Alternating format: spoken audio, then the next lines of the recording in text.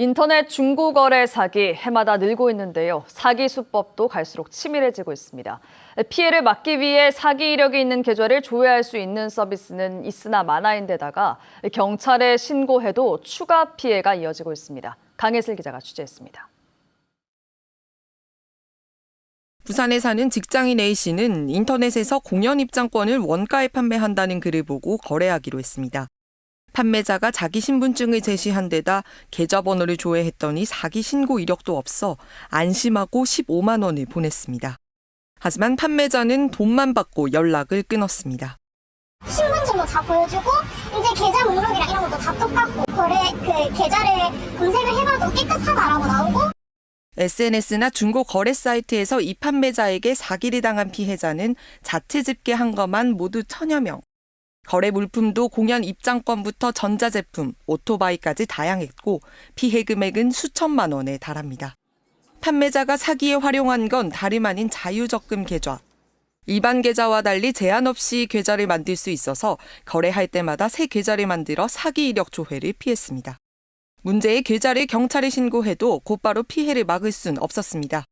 현행법상 특정 계좌가 사기에 이용된 정황을 확인하면 은행이 곧바로 계좌를 정지할 수 있지만 중고거래에는 적용되지 않습니다.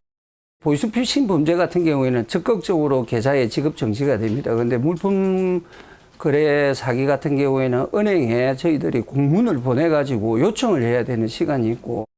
경찰은 최근 중고거래 피해가 커지고 있다며 특히 인터넷 커뮤니티나 SNS를 통한 개인 간 거래 등을 자제해달라고 당부했습니다. KBS 뉴스 강예슬입니다. 횟수 제한 없이 여러 번 개설할 수 있는 자유적금 계좌를 이용한 중고 사기 피해 소식 얼마 전에 전해드렸는데요.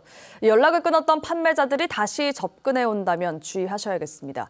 요구대로 홍보 아르바이트를 하거나 계좌번호를 줄 경우에 피해자 역시 다른 범죄에 연루될 수 있다고 경고합니다. 강혜슬 기자가 보도합니다. SNS나 중고거래 사이트에서 거래하다 사기를 당한 피해자들.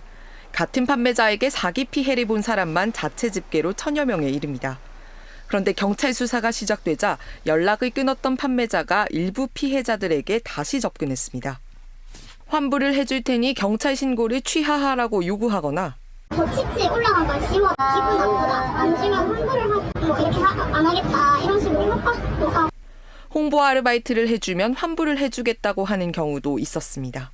대신 홍보를 해달라고 하면서 이제 또 다른 사기를 치려고 글 같은 걸 홍보해달라고 보낸다거나 전문가들은 이런 경우 대부업체 홍보나 대포통장 대여를 요구하는 불법 문자 전송을 지시할 가능성이 크다고 말합니다.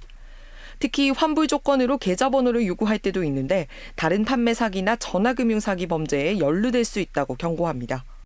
내 계좌를 상대방에게 그 사기 혐의자에게 알려주는 경우라고 하면은 그 사기 행위자는 또 다른 피해자에게 자신의 계좌로 그 해당 금원 상당액을 입금하도록 하는 방식으로 변제를 한다라든지 이런 방법들은 굉장히 흔하고요.